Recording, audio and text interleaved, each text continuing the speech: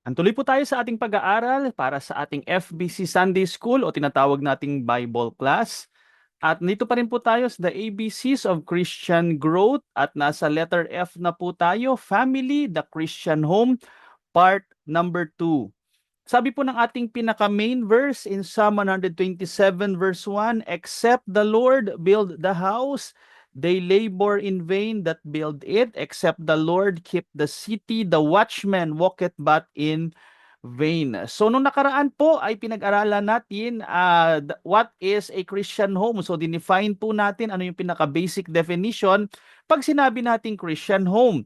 Then, nung nakaraan, pinag-aralan din po natin ang mga key characteristics of a Christian home. So, ngayon po ay pupuntahan natin ang pangatlong bahagi ng ating pag-aaral at ang bibigyan natin ng pansin ay the duties of husbands at itignan din po natin mamaya sa mga asawang babae at sa mga anak.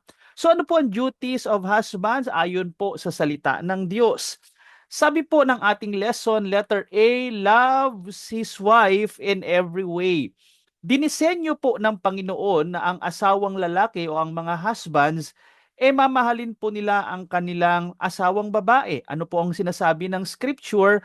Let's look at Ephesians chapter 5 verse 25. Sabi ng Bible, husbands, love your wives.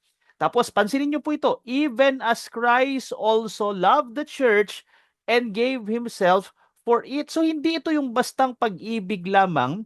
Familiar po tayo, may mga iba-ibang ginamit na Greek word for love. No, merong love para sa kaibigan. Merong tinatawag na love para sa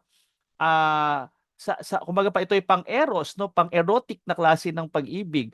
Pero ang ginamit na love po dito is ito yung love na ginamit din ni God para po sa atin, and that is agape. So we have to love our wife, mga asawang lalaki po. Mahalin natin ang ating mga asawang babae unconditionally, kagaya ng pagmamahal ni Christ sa kanyang church. Wala pong perpektong asawang babae, wala rin pong perfect na church, pero minahal po ng Panginoong Hesukristo ang kanyang church, tayo po. And ganun din dapat ang pagmamahal natin sa ating mga misis, tayo po na may mga asawa na. Sabi pa rito, so ought men to love their wives as their own bodies. Ayan, no? Kagaya ng ating sariling katawan. He that loveth his wife, loveth himself. For no man ever yet hated his own flesh, but nourisheth and cherisheth it, even as the Lord the church. So ganyan po yung pagkakahalintulad.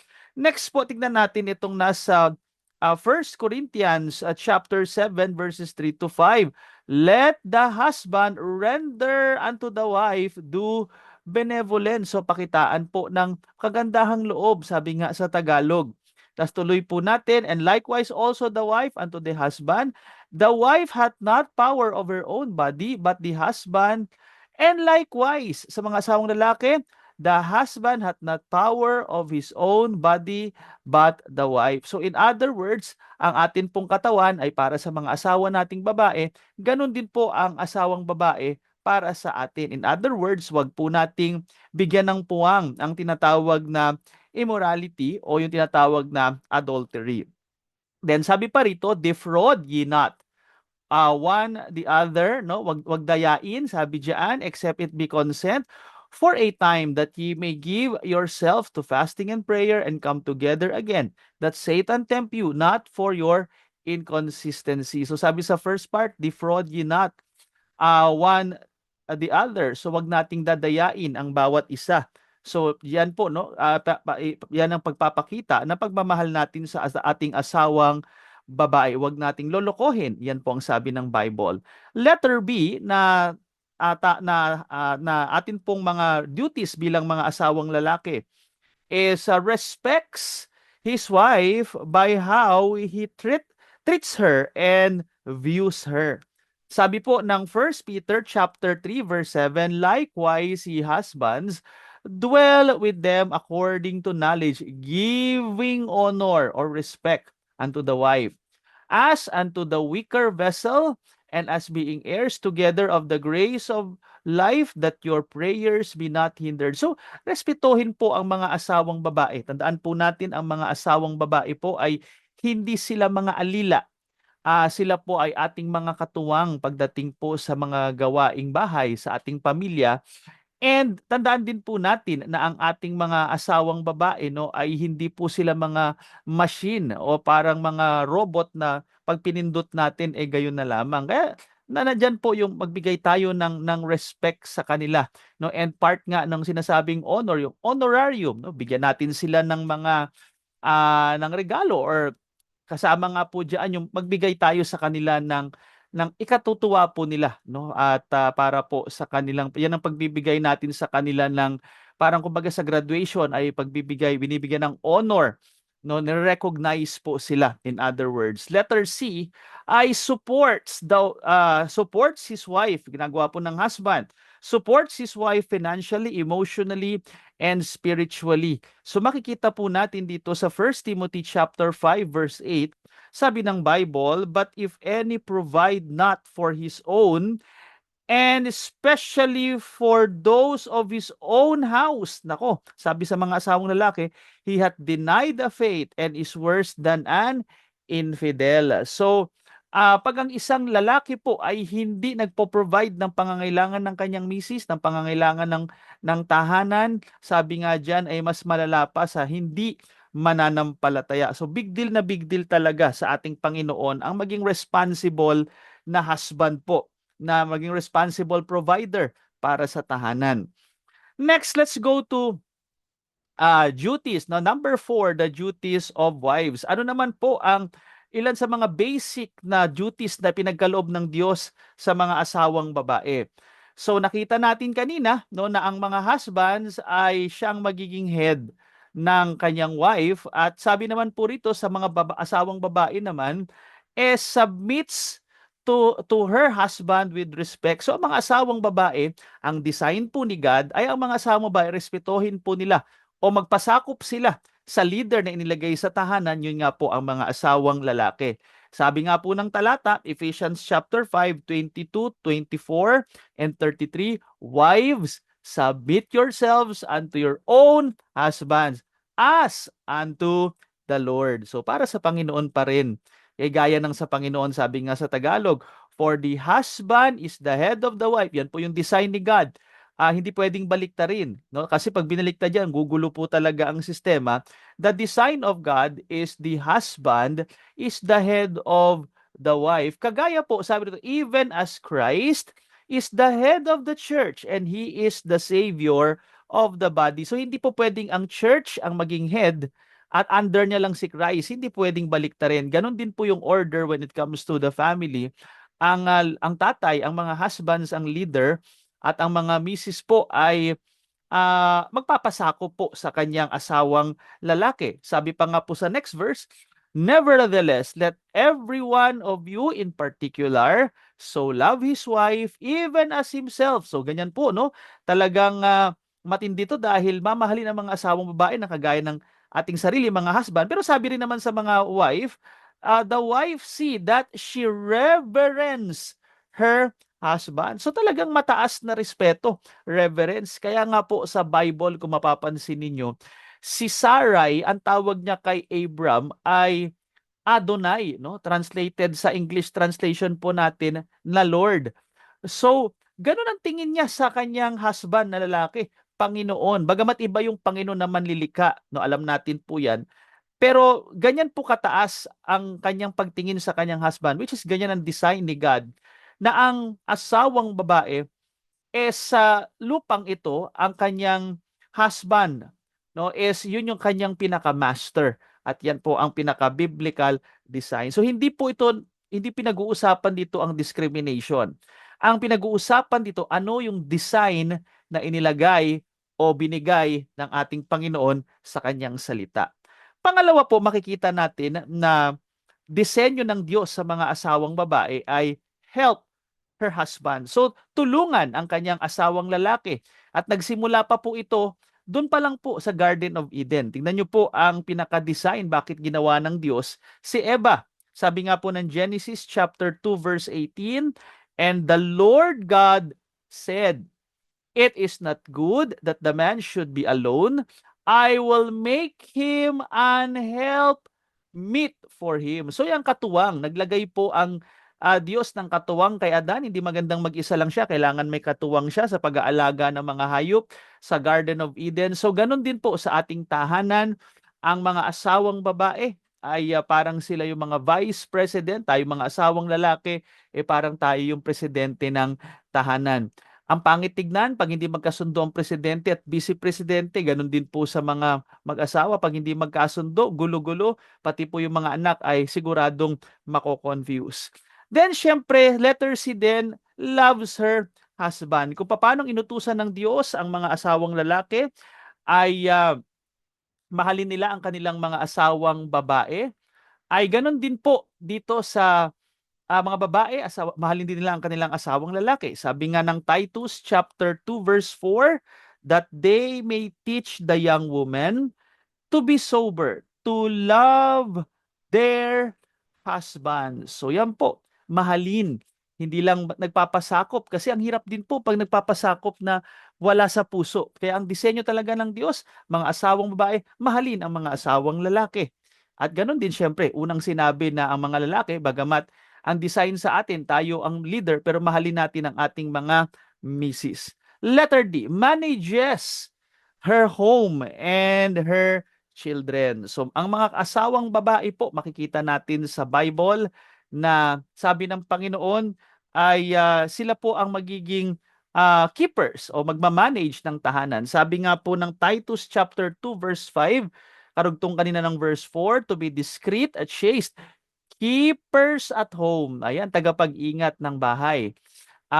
Good, obedient to their own husbands, that the word of God be not blasphemed. Ayan. So talagang makikita natin, may patotoo pa din. Ingatan natin yung mga patotoo. Kaya sundin natin ang design na inilagay ng Diyos o tinalaga ng Diyos sa isang pamilya. O tingnan pa natin, sabi pa ng isa pang verse, 1 Timothy 5:14, I will therefore that the younger woman marry, bear children, guide the house. Ayan. Give none occasion to the adversary to speak reproachfully. Ayan. So makikita natin, no, na gabayan, no? Mag-akay, sabi nga rin sa Tagalog. Pero maganda yung gabay, no? Gabayan ang bahay. Siyempre, ang lalaki, usually, ito yung naghahanap buhay. So ang mga nanay ay tuturuan, gagabayan nila ang kanilang mga anak. Pero syempre, parehas pa din na mag-aalaga, parehong gagabay sa mga anak. Kaya nga, napakaganda po, hindi na natin iisa-isahin itong Proverbs, tinatawag nga na Proverbs 31 woman, o yung tinatawag na the virtuous woman. Makita natin ito, paano mo minamanage ng virtuous woman ang kanyang tahanan. Kitang-kita ho natin dito mula verse 10, sabi nga, basahin ko lang yung verse 10, who can find virtuous woman? For her price is far above rubies. So makikita natin yung mga susunod na mga verses na itong virtuous woman, talagang napakasipag po, no? Ginagawa niya talaga ang kanyang trabaho. Kaya nga sabi po ng bandang huling talata, 'di ba? Favor is deceitful and beauty is vain, but a woman that feareth the Lord, she shall be praised. Ayan po, no? Marami pong mga kababaihan sa ngayon, puro forma lang, puro pagpapaganda, pero hindi maaasahan sa bahay, hindi maaasahan sa mga pagluluto at yung mga iba pang pag-aayos ng tahanan. Pero alam nyo, hindi yan ang tunay na kagandahan nila. Tunay na magandang babae in the sight of God, una sa lahat, may takot sa Panginoon at talagang ginagampanan niya ang kanyang trabaho sa tahanan. No? Kaya nga, makikita natin ito yung talagang napaka-busy po ng virtuous woman na talagang siya po ay naghahanap buhay or siya po ay nagtatrabaho para sa ikaiaayos po ng pamilya at tinutulungan of course ang kanya pong husband. Let's go to number 5, duties of parents. So ano naman po, no? Both parents, mother and father, ano naman ang pinaka-duty? Sabi po ng scripture. Siyempre, letter A, provide the necessities o life's necessities. So ang mga magulang, ang disenyo po natin ng mga magulang, kagaya ko, ay provide natin ang mga pangangailangan ng mga anak natin, no? Mga pangangailangan sa loob ng tahanan. Tingnan natin ang sinabi ni Pablo Sabi sa 2 Corinthians chapter 12 verse 14, "Behold, the third time I am ready to come to you." Kausap po ni Pablo ang mga taga-Korinto, "And I will not be burdensome to you." Tandaan po natin, bunga ni Pablo ang mga taga-Korinto. "For I seek not yours, but you." Tapos sabi niya rito, "But the children ought not to lay up for the parents, but the parents for the children." So, dito makikita natin na si Pablo tinuturing niyang mga anak ang mga taga-Korinto, no? At ayaw niya maging pabigat sa kanyang mga anak dahil sabi nga niya, siya dapat no ang mag-impok o magtustos para sa kanyang mga anak.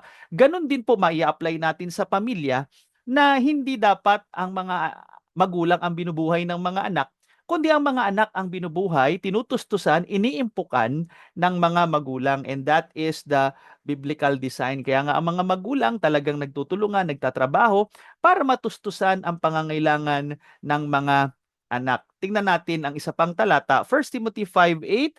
Uh, makikita natin dito, no, nabasa na natin kanina pero ulitin ko lang yung verse, "But if any provide not for his own, and especially for those of his own house, he hath denied the faith and is worse than an infidel." Again, kita natin na itong verse na to, makikita natin na ang mga magulang, particularly sa tatay po ito, no, pero apply din natin sa both parents na kailangan tustusan ang pangangailangan ng mga anak, kasi pag hindi po, worse than infidel, worse dun pa sa mga hindi mananampalataya. Kaya talagang bilang mga mananampalataya, inaasahan po sa atin na inaalagaan po natin at binibigay ang mga basic na pangangailangan ng ating mga anak. Letter B, makikita natin, "Do not provoke children to wrath." Ayan po, no, mga kapatid. Hindi masama, biblical po yung idisiplinahin ang mga anak, pero sabi rin po dito, Ephesians 6:4, "And ye fathers, provoke not your children to wrath, but bring them up in nurture and admonition of the Lord." Tinutukoy po ng talata na wag nating aabusuhin no ang ating mga anak. Ayan, no, na magkakaroon sila ng galit sa atin. Ganon din ang sinasabi ng Colossians chapter 3 verse 21. Sabi rito, "Fathers, provoke not your children to anger, lest they be discouraged." Ayan, no? Hindi masamang disiplinahin, hindi masamang pagsabihan ang mga anak, pero wag ding aabusuhin. O, na kaya ang mga anak minsan nagkakaroon ng galit sa kanilang mga magulang, nagkikimkim dahil naaabuso. Maaring verbal abuse yan, physical abuse, o yung mga iba pang abuse. Na ginagawa ng ilang magulang, hindi sinusuportahan, hindi tinutustusan, kaya nagkakaroon ng hatred, nagkakaroon ng rebelde, no? Nakakalungkot, may mga magulang na mas marami pang oras doon sa mga kaibigan, mas marami pang oras doon sa mga kainuman, sa mga kapitbahay kaysa sa mismong tahanan po niya, at yan din minsan ang nagiging dahilan kung bakit nagkakaroon ng hatred ang mga anak. So wag po nating hayaan. Lalo tayo mga fathers, kasi sa biblical times talagang ang mga father ang nagdidisiplina sa mga anak. Hindi masamang disiplinahin, ulitin ko, pero wag naman pong dumating sa point na aabusuhin ang mga anak. Next po, letter C, "Provide physical and spiritual training." Opo, kinakailangang i-train ang mga anak. At gaya nga ng familiar na talata, sabi po ng Proverbs 22 verse 6, "Train up a child in the way he should go." Yan, training po. Tandaan nyo training, pag sinabing training ay merong practical na nakikita.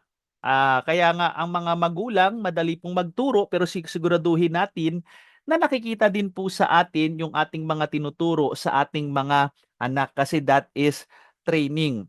Sabi pa ng Deuteronomy chapter 6 verses 6 to 7, "And these words which I command thee this day that be in thine heart, that thou shall teach them diligently." Yan, sikapin daw, naturuan ng mga anak, "unto thy children, and shall talk of them when thou sittest in thine house, and when thou walkest by the way, and when thou liest down, and when thou risest up." So sa lahat ng anggulo ng buhay, turuan po ang ating mga anak, physically at higit sa lahat yung spiritual. Kaya nga tayo pong mga magulang, particularly tayo ang mga tatay, tayo po ang head of the family, leader of the family, kaya pati sa spiritual life dapat tayo ang nagiging leader.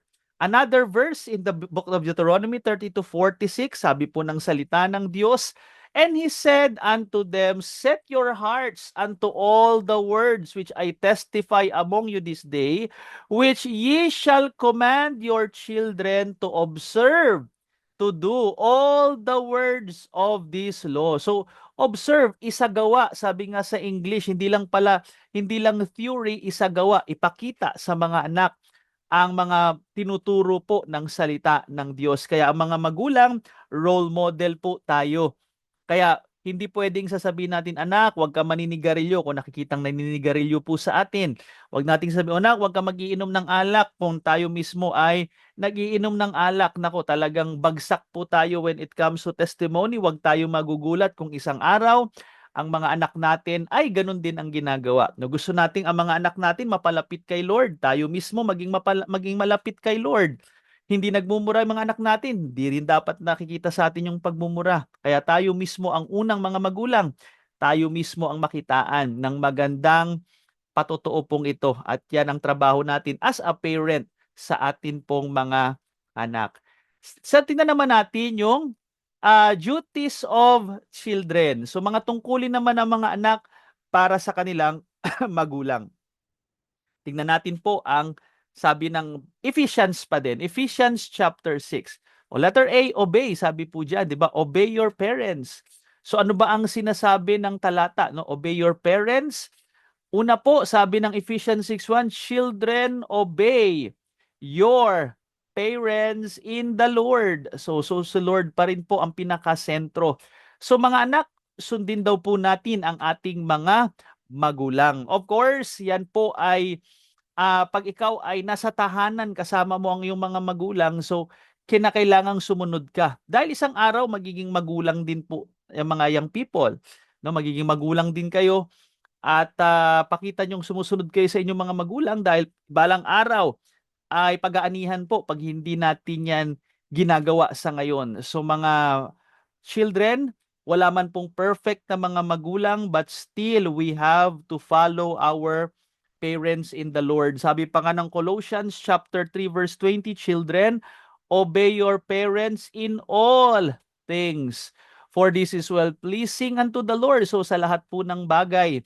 Yan, kaya sa mga gawaing bahay, wag pong magagalit kung utusan ni nanay at tatay, may ipapahugas, may ipapalinis.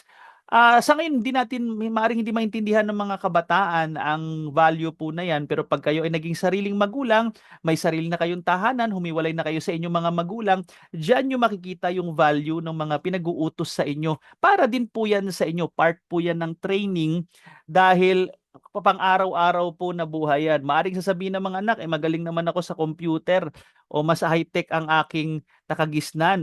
Talagang high-tech na. Oo nga, pero tandaan po natin, limitado pa rin po yan. Ano? Pagdating sa mga pang-araw-araw ay marami pa rin tayong gagawing mga gampanin na wag nating iaasa sa technology, kundi tayo mismo ang gagawa po niyan. No? Yung mga paglilinis at yung mga pagluluto at yung mga basic na pangangailangan. No? Huwag tayong masyadong umasa na bibili lang sa labas, uutos lang ganito. No, tayo mismo matuto po tayo, mga kaibigan at mga kapatid. Kaya sundin po natin ang mga pinag-uutos ng ating mga magulang, lalo pat pag ang ating magulang ay may takot sa Panginoon at wala namang contradiction sa Bible yung pinag-uutos. So gawin po natin for the glory of God's name. Then makikita nga natin dito, sabi nga doon sa Proverbs chapter 6 verse 20-22, my son, sabi po ng writer na si Solomon para sa kanyang anak, my son, keep thy father's commandment and forsake not the law of thy mother. Bind them continually upon thine heart, isa puso, and tie them about thy neck. When thou goest, it shall lead thee. When thou sleepest, it shall keep thee. And when thou awakest, it shall talk with thee. So yan po, sa lahat ng anggulo ng buhay po natin, yung mga pinag-uutos, yung pinapagawa sa atin, yung mga training na pinagdaanan sa magulang, magagamit nyo po yan. In fact, napaka-big deal po sa Bible ang pagsunod sa mga magulang. Sabi nga, the Old Testament clearly reveals God's displeasure when children disobey their parents and how seriously it was taken back then. So makikita natin sa mga ilang batas na may parusa po pag ang isang anak ay hindi sumusunod at sumusuway sa kanyang magulang. Tingnan niyo po ito. In Exodus chapter 21 verses 15 and 17, and he that smiteth his father or his mother shall be surely put to death. So death penalty po yung mga nananakit sa kanilang mga magulang. Sabi ng 17, and he that curseth his father or his mother shall surely be put to death. Ako, pag minura mo pala ang iyong magulang, sinumpa mo ang iyong magulang, kamatayan ang parusa niyan sa Old Testament law. Sabi pa sa book of Deuteronomy chapter 21 verse 18 to 21, if a man have a stubborn and rebellious son, which will not obey the voice of his father or the voice of his mother, and that when they have chastened him will not hearken unto them, then shall his father and his mother lay hold on him and bring him out unto the elders of his city and unto the gate of his place. And they shall say unto the elders of his city, this our son is stubborn and rebellious. He will not obey our voice.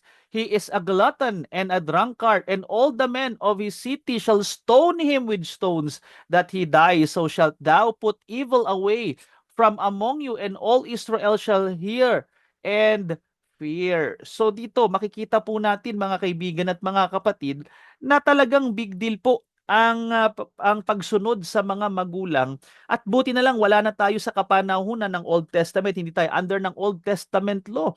Kasi kung tayo ay nabuhay sa Old Testament law, naku, yung mga pasaway na mga anak, talagang papatayin. Ganun po kabigat at ganun ka big deal in the sight of God ang pagbibigay respeto, pagsunod sa mga magulang. Kaya nga pangalawa din po, honor your parents.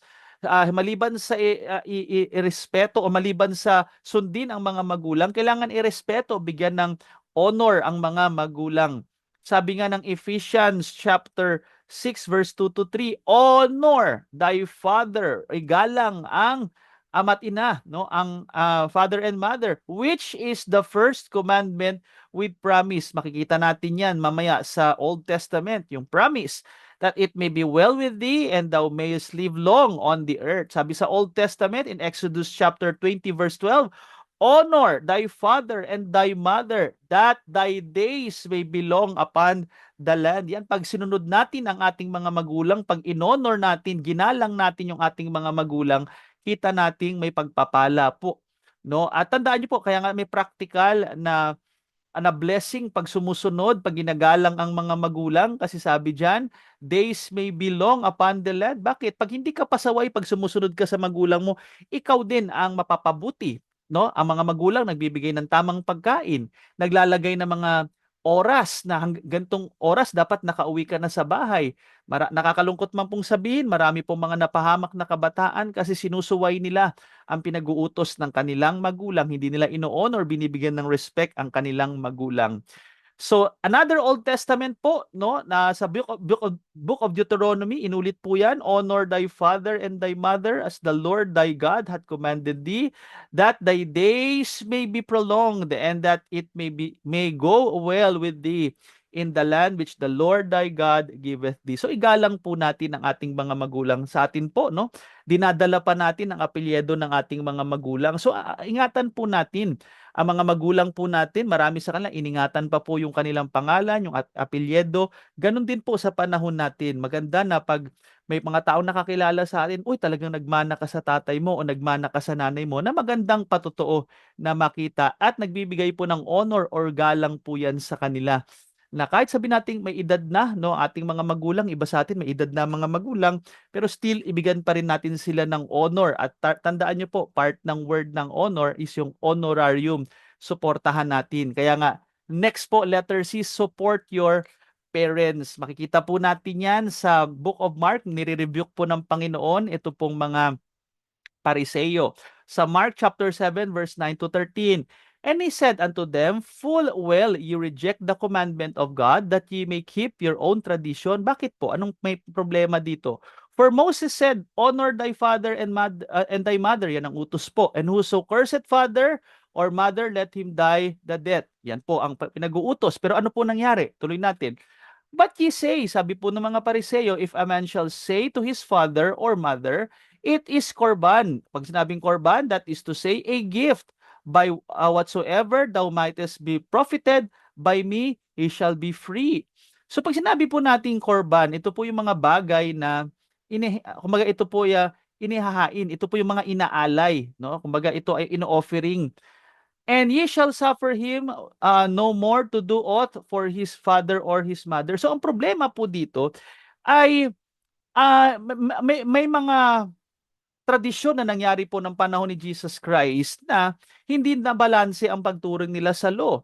May mga nagsasabi, sabi nga ng kautusan, 'di ba? Malinaw na dapat i-honor ang mother and father. Pero may mga palusot po itong mga religious leaders na sinasabi, o sabihin nyo sa mga magulang nyo, wala na, ialay na namin, na i-offering na namin, hindi na namin kayo matutulungan. Yan po, nire-rebuke ng Panginoon. Dapat balance. Okay? Tumutulong sa mga magulang at syempre nagbibigay din po sa o nag-o-offer din sa ating Panginoon. Hindi pa pwedeng offering lang at kung iisipin mo, ay hindi na ako tutulong sa magulang ko kasi nakapag-offering na ako, nakapag-tithes na ako. Hindi ganon. Kailangan balance dahil balance po ang pagtingin ng Diyos when it comes to His law, to His word. Then, sabi nga rin po dito, no, makikita natin, sabi nga, making the word of God none effect through your tradition, naging tradition na po yan, which ye have delivered, and many such like things do ye. Kaya hindi dapat maging picky or kung ano lang gustong piliin when it comes to the law. We have to follow the law perfectly. At pagdating sa New Testament, sabi nga ng 1 Timothy 5:4, but if any widow have children or nephews, let them learn first to show piety at home and to requite their parents, for that is good and acceptable before God. So makikita natin dito na kinakailangan tulungan ang mga magulang, no? So saan po 'yan? Sa mga children, sa mga pamangkin, no? Tulungan natin. Pag nakita natin may edad na yung mga magulang natin, wag natin silang pababayaan. Andiyan pa rin yung support natin sa kanila dahil yan po ang kalooban ng Panginoon para po sa atin. So malawak po itong subject na to. Ilan lamang po ito sa mga biblical na teachings regarding po sa isang Kristiyanong tahanan. Nawa po ay sa matuto tayo at hindi lang tayo tagapakinig. Ang challenge po sa atin ay ma-apply natin ito na mismong ang tahanan natin ay talagang matatawag po na Christian home dahil sumusunod tayo sa salita ng Diyos. Maraming salamat sa inyong pakikinig. God bless us all.